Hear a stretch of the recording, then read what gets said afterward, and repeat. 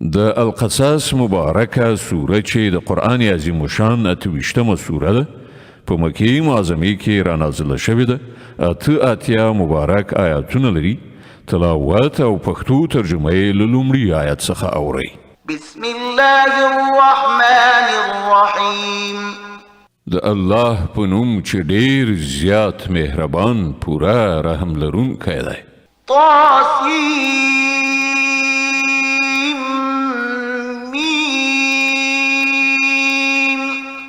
تلك آيات الكتاب المبين. تاسین میم دا د څرګندونکي کتاب آیاتونه دي. نتلو عليك من نبأ موسى وفرعون بالحق لقوم يؤمنون. موږ د موسی او فرعون یو څه حال سم صحیح تا ته اورو د داسې خلکو د ګټې لپاره چې ایمان راوړي. إن فرعون علا في الأرض وجعل أهلها شيعا يستضعف طائفة منهم يذبح أبناءهم ويستحيي نساءهم إنه كان من المفسدين. خبره دا ده چې فرعون په ځمکه کې سرکشي وکړه او د هغې اوسېدونکي په ډلو وویشل. له هغو څخه یوه ډله یې ذلیله کوله، د هغې هلکانې وژل او د هغې نجونې یې ژوندۍ پرېښودلې. په واقع کې هغه له فساد کوونکو څخه و. ونريد أن نمن على الذين استضعفوا في الأرض ونجعلهم أئمة ونجعلهم الوارثين ونمكن لهم في الأرض ونري فرعون وهامان وجنودهما منهم ما كانوا يحذرون. او موږ دا اراده درلودله چې پر هغو خلکو مهرباني وکړو چې په ځمکه کې ذلیل ګرځول شوي وو او هغوی رهبران او هغوی وارثان وګرځوو او په ځمکه کې حکومت ورکړو او له هغو نه به فرعون او هامان او د هغو لښکرو ته هماغه څه ور وښیو چې له هغو سره یې ویره وه. وأوحينا إلى أم موسى أن أرضعيه فإذا خفت عليه فألقيه في اليم ولا تخافي ولا تحزني فإذا خفت عليه فألقيه في اليم ولا تخافي ولا تحزني إنا رادوه إليك وجاعلوه من المرسلين. موږ د موسی امور ته الهام وکړ چې ده ته تی ورکړه، بیا کله چې له تا سره د هغه د سر خطر وي نو هغه په سیند کې وغورځوه او هیڅ ویره او اندېښنه مه کوه. موږ هغه تا ته راګرځوونکي او له پیغمبرانو څخه د هغه جوړوونکي یو. فالتقطه آل فرعون ليكون لهم عدوا وحزنا إن فرعون وهامان وجنودهما كانوا خاطئين. په پای کې د فرعون کورنۍ هغه له سیند نه راوویست تر څو چې هغه د هغو لپاره دښمن او د هغو لپاره د خفګان سبب شي. خبره دا ده چې فرعون او د هغه لښکر په خپله دسیسه کې غلط شوي وو. وقالت امرأة فرعون قرة عين لي ولك لا تقتلوه عسى أن ينفعنا أو نتخذه ولدا وهم لا يشعرون. د فرعون میرمن هغه ته وویل دی زما او ستا لپاره د سترګو روښنایي دی، مې وژنه، کیدای شي چې دی زموږ لپاره ګټور ثابت شي یا به یې په زوی ولی ونیسو او هغوی له عاقبت نه ناخبره وو. وأصبح فؤاد أم موسى فارغا إن كادت لتبدي به لولا أن ربطنا على قلبها لتكون من المؤمنين. اخوا د موسی د مور زړه درزید، هغې به د هغه راز برملا کړی وای که موږ د هغې زړه نه وای ډاډه کړی تر څو چې هغه زموږ پر وعدو باندې له ایمان راوړونکو څخه واوسي. وقالت لأخته قصيه فبصرت به عن جنب وهم لا يشعرون. هغې د هلک خور ته وویل په هغه پسې ورشه وروسته ځه. نو هغې له ګوښې نه هغه په داسې شان تر نظر لاندې وساته چې دښمنان پرې ونه پوهېدل. وحرمنا عليه المراضع من قبل فقالت هل أدلكم على أهل بيت يكفلونه لكم وهم له ناصحون. او مونږ پر موسی باندې لا د مخه د شلو ورکونو تیونه حرام کړیو. د دغه حالت په لیدلو سره د موسی خور هغو ته وویل ایا زه تاسې ته د یو داسې کور نښه درکړم چې د هغه اوسیدونکي د ده پالنه پر غاړه واخلي او په خیرخواهۍ سره یې وساتي. فرددناه إلى أمه كي تقر عينها ولا تحزن ولتعلم أن وعد الله حق ولكن أكثرهم لا يعلمون. په دې توګه مونږ موسی بیرته خپلې مور ته راوست تر څو چې د هغې سترګې روښانه شي او غمجنه ونه اوسي او په دې وپوهیږي چې د الله وعده رښتیانۍ وه، خو زیاتره خلک په دې خبره نه پوهیږي. ولما بلغ أشده واستوى آتيناه حكما وعلما وكذلك نجزي المحسنين. کله چې موسی د خپل ځوانۍ پوره سن ته ورسېد او د هغه وده بشپړه شوه نو موږ هغه ته حکم او علم ورکړ. موږ نیکانو ته همدغسې مکافات ورکوو.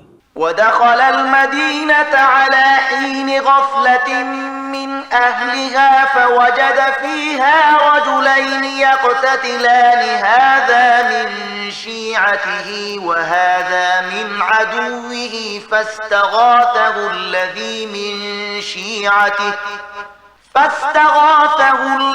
من شيعته على الذي من عدوه فوكزه موسى فقضى عليه قال هذا من عمل الشيطان إنه عدو مضل مبين. یوه ورځ هغه ښار ته په داسې وخت کې ننوت چې د ښار خلک په غفلت کې وو. هلته هغه ولیدل چې دوه تنه په جګړه دي، یو د هغه د خپل قوم څخه و او بل د هغه د دښمن په قوم پورې مربوط و. د هغه د قوم سړي د دښمن د قوم د وګړي پر خلاف له هغه نه مرسته وغوښتله. موسی هغه یو سوک وواهه او د هغه کار یې پای ته ورساوه. د دې حرکت له صادرېدلو سره سم موسی وویل دا د شیطان پلمسون کار دی، هغه سخت دښمن او ښکاره بېلارې کوونکی دی. قال رب إني ظلمت نفسي فاغفر لي فغفر له إنه هو الغفور الرحيم. بیا یې وویل ای زما پروردګاره ما پر خپل ځان ظلم وکړ، ما ته بښنه وکړه. نو الله هغه ته بښنه وکړه، هغه ښه بښونکی او خورا مهربان دی. قال رب بما أنعمت علي فلن أكون ظهيرا للمجرمين. موسی ژمنه وکړه چې ای زما ربه دغه احسان چې تا پر ما باندې کړی دی له دې وروسته به زه هیڅکله د مجرمانو ملاتړ نشم. فأصبح في المدينة خائفا يترقب فإذا الذي استنصره بالأمس يستصرخه قال له موسى إنك لغوي مبين. بله ورځ هغه د سهار په توره خړه ویریدونکی او له هرې خوا د خطر په احساسولو څارونکی په ښار کې روان و چې په ناڅاپي ډول څه ګوري چې همغه سړی چې پرون یې له ده نه ننګه غوښتې وه نن بیا ده ته د فریاد غږ کوي. موسی وویل ته خو په ښکاره توګه ډېر ګمراه سړی. فلما أن أراد أن يبطش بالذي هو عدو لهما قال يا موسى أتريد أن تقتلني كما قتلت نفسا بالأمس قال يا موسى أتريد أن تقتلني كما قتلت نفسا بالأمس إن تريد إلا أن تكون جبارا في الأرض وما تريد أن تكون من المصلحين. بیا کله چې موسی اراده وکړه چې دښمن قوم ته په منسوب سړي باندې حمله وکړي نو هغه وویل ای موسی آیا ته نن غواړې ما هم همغسې ووژنې لکه څنګه چې د پرون یو سړی وژلی دی ته غواړې چې په دې هیواد کې د جبر کوونکي په حیث اوسېږې اصلاح کول نه غواړې وجاء رجل من أقصى المدينة يسعى قال يا موسى إن الملأ يأتمرون بك ليقتلوك فاخرج إني لك من الناصحين له هغه وروسته یو سړی د ښار له لرې ګوښې نه په منډه راغی او ویې ویل ای موسی د سردارانو یعنې د فرعون د درباریانو په منځ کې ستا د وژلو مشورې کیږي له دې ځایه ووځه زه ستا خواخوږی یم فخرج منها خائفا يترقب قال رب نجني من القوم الظالمين د دې خبر له اورېدلو سره سم موسی وویرېده او په څارنه اندېښمن ووت او هغه دا دعا وکړه چې ای زما ربه ما له ظالمانو څخه وژغوره ولما توجه تلقاء مدين قال عسى ربي أن يهديني سواء السبيل له مصر نه په وتلو سره چې کله موسی د مدین خواته مخه کړه نو ویې ویل هیله ده چې زما رب ما په سمه لاره سیخ کړي ولما ورد ماء مدين وجد عليه أمة من الناس يسقون ووجد من دونهم امرأتين تذودان قال ما خطبكما قالتا لا نسقي حتى يصدر الرعاء وأبونا شيخ كبير او کله چې هغه د مدین د اوبو څاه ته ورسېدو نو ویې لیدل چې ډېر خلک خپل څاروي اوبو کوي او له هغو نه بېلې یوې خواته دوه ښځې خپل څاروي څاروي موسی له دغو ښځو پوښتنه وکړه تاسې څنګه اندېښمنې یئ هغو وویل موږ خپلو څارویو ته اوبه نشو ورکولی تر څو پورې چې دغه شپانه خپل څاروي بوځي او زموږ پلار ډېر زیات سپین ږیری سړی دی فسقى لهما ثم تولى إلى الظل فقال رب إني لما أنزلت إلي من خير فقير د دې په اورېدلو سره موسی د هغو څاروي اوبه کړل بیا یو سیوري ځای ته لاړ او ویې ویل پروردګاره هره ښېګڼه چې تا پر ما نازله کړې ده زه هغې ته اړ یم فجاءته إحداهما تمشي على استحياء قالت إن أبي يدعوك ليجزيك أجر ما سقيت لنا فلما جاءه وقص عليه القصص قال لا تخف نجوت من القوم الظالمين څه ځنډ لا نه و شوی چې له هغو دوه نجونو نه یوه په شرم او حیا سره را روانه ده ته راغله ویې ویل زما پلار تا غواړي تر څو تا چې زموږ لپاره څارویو ته اوبه ورکړي دي د هغه اجرت درکړي موسی چې کله هغه ته ورغی او هغه ته یې خپله ټوله قصه واوروله نو هغه سړي وویل هیڅ مه ویرېږه اوس ته له ظالمانو څخه ژغورل شوی قالت إحداهما يا أبت استأجره إن خير من استأجرت القوي الأمين له هغو دوه نجونو نه یوې خپل پلار ته وویل پلار جانه دغه سړی نوکر ونیسه دی تر ټولو یو غوره څوک دی چې نوکر ونیسي ځکه چې قوي او امانتکار دی قال إني أريد أن أنكحك إحدى ابنتي هاتين على أن تأجرني 8 حجج فإن أتممت 10 فمن عندك وما أريد أن أشق عليك ستجدني إن شاء الله من الصالحين د هغې پلار موسی ته وویل زه غواړم چې له خپلو دغو دوه لوڼو څخه یوه تا ته په نکاح درکړم په دې شرط چې ته تر 8 کلونو پورې له ما سره نوکري وکړې او که 10 کاله پوره کړې نو دا ستا خپله خوښه، زه پر تا سختي کول نه غواړم، ته به ما انشاء الله ښه سړی ومومې. قال ذلك بيني وبينك أيما الأجلين قضيت فلا عدوان علي والله على ما نقول وكيل. موسی ځواب ورکړ دا خبره زما او ستا په منځ کې تصویب شوه. له دغو دواړو مودو نه چې هره یوه زه پوره کړم، له هغه وروسته به بیا پر ما کوم زیاتی نه وي، او څه لوز او ژمنه چې مونږ کوو الله ورباندې ساتونکی دی.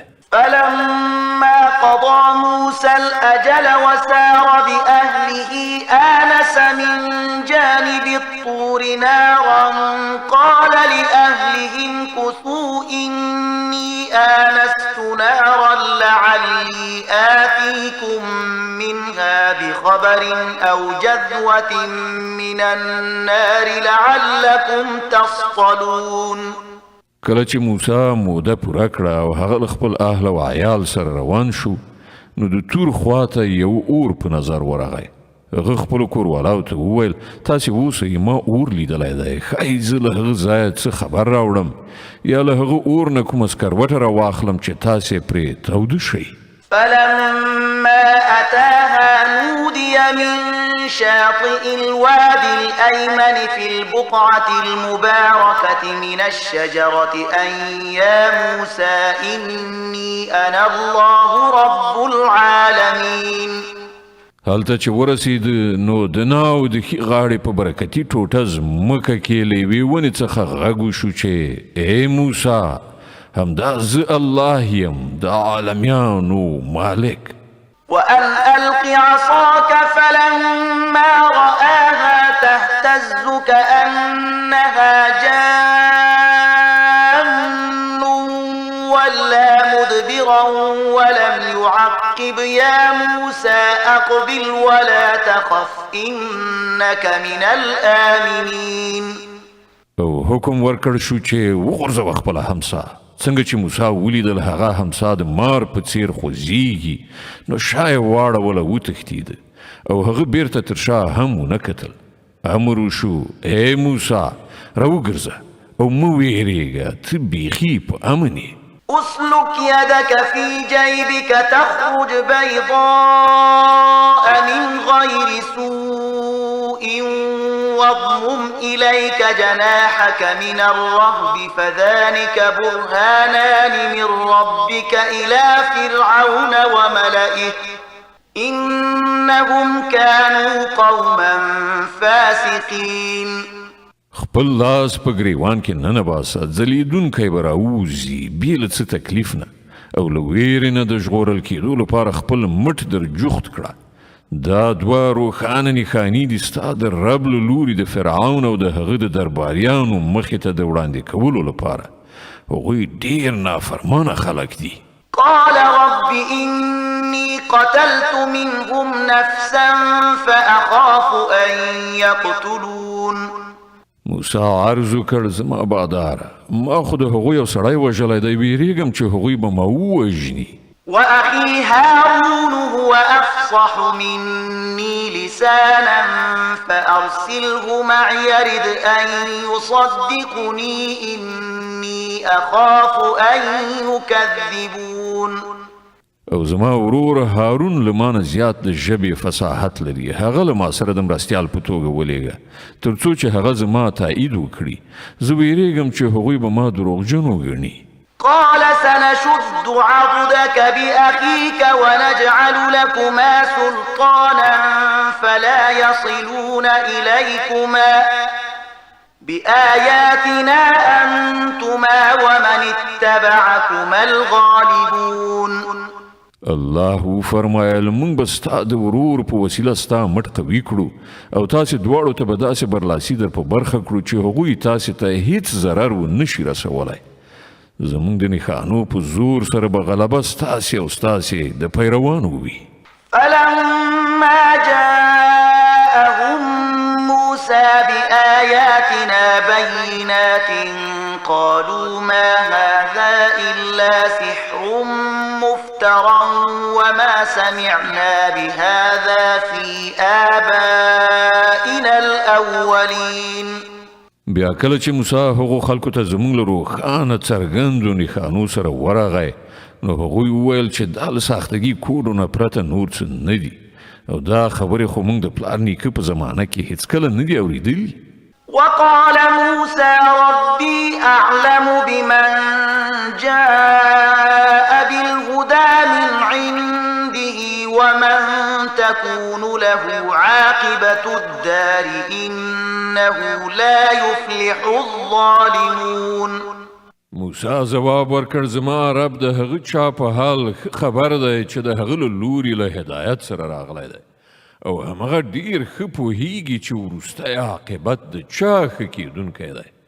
حقیقت دا دی چې ظالمان هیڅکله بری نه مومي. وقال فرعون يا أيها الملأ ما علمت لكم من إله غيري فأوقد لي يا هامان على الطين فاجعل لي صرحا لعلي أطلع إلى إله موسى وإني لأظنه من الكاذبين. او فرعون وویل ای د دربار خلکو زه خو له خپله ځانه پرته ستاسې کوم بل خدای نه پیژنم.